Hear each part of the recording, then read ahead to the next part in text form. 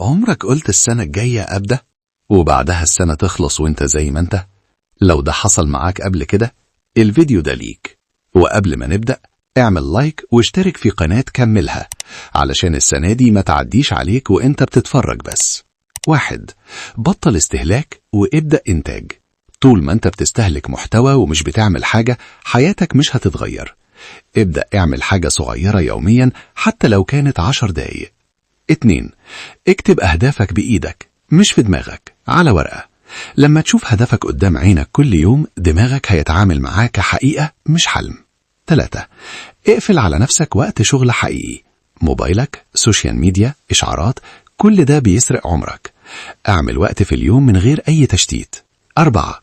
اختار عادة واحدة تغيرك. مش محتاج تغير حياتك كلها، عادة واحدة صح ممكن تجر وراها تغيير كامل. 5. اشتغل حتى لو مش متحمس.